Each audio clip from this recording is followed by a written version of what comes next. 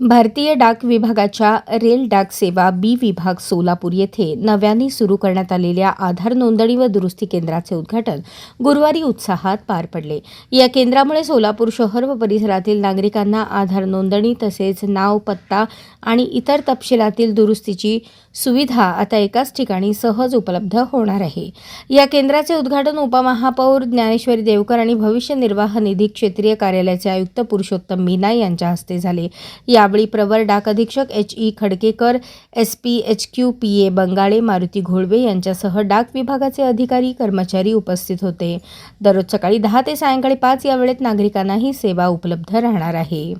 कार्यक्रम रेल डाक सेवा बी विभागाचे अधीक्षक एरंडे, सहाय्यक अधीक्षक गणेश वडूरकर आणि रेल डाक निरीक्षक सी.एम. नदाफ यांच्या मार्गदर्शनाखाली पार पडला। कार्यक्रमाचे नियोजन एन. कुलकर्णी आणि प्रताप आंबेवाले यांनी केले तर सूत्रसंचालन अमोल निंबाळकर यांनी केले। आधार नोंदणीसह विविध दुरुस्तीची कामे येथे जलद गतीने होणार असल्याने नागरिकांची गैरसोय दूर होणार आहे।